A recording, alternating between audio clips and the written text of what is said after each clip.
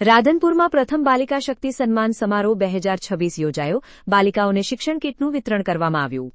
રાધનપુર શહેરની મારુતિ નંદન સોસાયટી ખાતે આશીર્વાદ મહિલા સેવા ટ્રસ્ટ રાધનપુર દ્વારા પ્રથમ બાલિકા શક્તિ સન્માન સમારોહ 2026નું ભવ્ય આયોજન કરવામાં આવ્યું હતું. કાર્યક્રમ દરમિયાન બાલિકાઓને આધુનિક શિક્ષણ કીટનું વિતરણ કરી શિક્ષણ પ્રત્યે પ્રોત્સાહિત કરવામાં આવી હતી. કાર્યક્રમના અધ્યક્ષ તરીકે નવીનભાઈ પ્રજાપતિ, સંઘ સંચાલક જી મહેસાણા વિભાગ ઉપસ્થિત રહ્યા હતા. જ્યારે ભોજનદાતા તરીકે જાણીતા બિલ્ડર અને સામાજિક આગેવાન વિનોદભાઈ ગોકલાણીએ સેવા આપી હતી. આ પ્રસંગે રાધનપુર નગરપાલિકાના ઉપપ્રમુખ હરેશભાઈ ઠક્કર, રાધનપુર પોલીસ સ્ટેશનના પીઆઈ સાહેબ સહિત અનેક મહાનુભાવો અને આગેવાનો ઉપસ્થિત રહ્યા હતા. ઉપસ્થિત મહેમાનોએ બાલિકાઓને શિક્ષણના મહત્વ અંગે માર્ગદર્શન આપી તેમના ઉજ્જવળ ભવિષ્ય માટે શુભેચ્છાઓ પાઠવી હતી. કાર્યક્રમના આયોજનમાં મહેશભાઈ શાસ્ત્રી આનંદ ધામનો મહત્વપૂર્ણ ફાળો રહ્યો હતો. આનંદ ધામ આશ્રમ શેરગઢ અને આશીર્વાદ મહિલા સેવા ટ્રસ્ટના સંયુક્ત ઉપક્રમે સમગ્ર કાર્યક્રમનું સુંદર આયોજન કરવામાં આવ્યું હતું. સમારંભ દરમિયાન બાલિકાઓને શિક્ષણ કીટનું વિતરણ કરવામાં આવ્યું હતું તેમજ બાળકો માટે ભોજનની પણ વ્યવસ્થા કરવામાં આવી હતી. મોટી સંખ્યામાં ઉપસ્થિત મહાનુભાવો, વાલીઓ અને નાગરિકોએ કાર્યક્રમને સફળ બનાવવા સહયોગ આપ્યો હતો.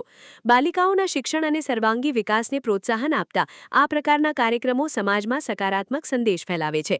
કાર્યક્રમના અંતે ઉપસ્થિત મહાનુભાવોએ બાલિકાઓને આશીર્વાદ પાઠવી તેમના ઉજ્જવળ ભવિષ્યની શુભકામનાઓ વ્યક્ત કરી હતી. આશીર્વાદ મહિલા સેવા ટ્રસ્ટના પ્રમુખ રેખાબેન પટેલ તેમજ ડાયાભાઈ પટેલે આખા કાર્યક્રમને સફળ બનાવવા જહેમત ઉઠાવી હતી. શરૂઆત થઈ છે કે પુસ્તકો વિતરણ અને પેન અને બેગનો ખૂબ સારો આ બાળકો માટેનો એક ઉમદા વિચાર આવેલો છે અને એની શરૂઆત છે.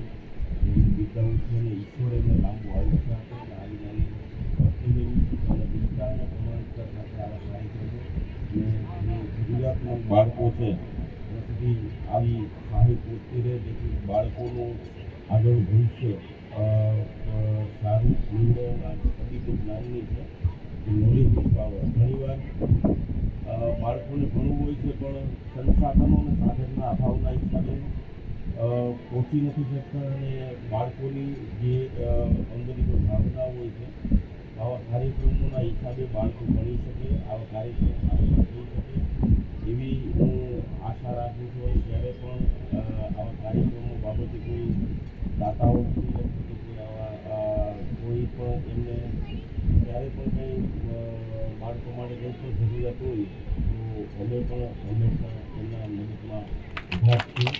વિશેષ નહીં હોય કે કાર્યક્રમ ઓલરેડી પણ મોડો થઈ ગયો તો પિસ્તોલીનું ઉદાહરણ આપણા બધા ધ્યાનમાં છે એમાં આપણે જોઈશું નહીં પણ એવું એક કામ મહેશભાઈ આજે કર્યું છે તો મહેશભાઈ માટે પણ બધા તાળી પાડી શકાય. ખૂબ સુંદર કામ આજે મહેશભાઈ થકી થઈ રહ્યું.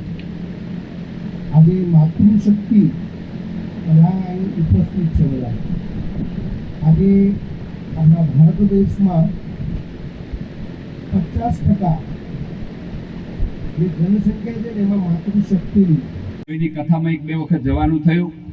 હું મારી રીતે જે કંઈ પ્રવૃત્તિનું કામ કરતો હતો એ મારી રીતે કરતો પણ એમના જોડે જોઈન્ટ થવાથી મને એક સારામાં સારું ઉદાહરણ પૂરું પડ્યું કે પાયાના બાળક સુધી, જરૂરિયાતોના બાળક સુધી પહોંચવા માટે આપણે શું કરીએ તો આપણા કંઈક મદદ કરેલી સાર્થક થાય.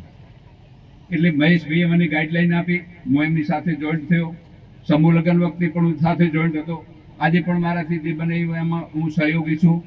મહેશભાઈની કથામાંથી એક મને જાણવા મળ્યું, કથાના 3 પ્રકાર હોય. એક કથા કરવી અને પોતાનું ગુજરાન ચલાવવું, એને આપણે પ્રકૃતિ કહીશું. અવનવી અપડેટ જોતા રહો નિખરતા ગુજરાત ન્યૂઝ સાથે. નિખરતા ગુજરાત ન્યૂઝને લાઇક, શેર, સબસ્ક્રાઇબ કરો અને બેલ આઇકન દબાવીને સમાચારની ઝડપી માહિતી મેળવો.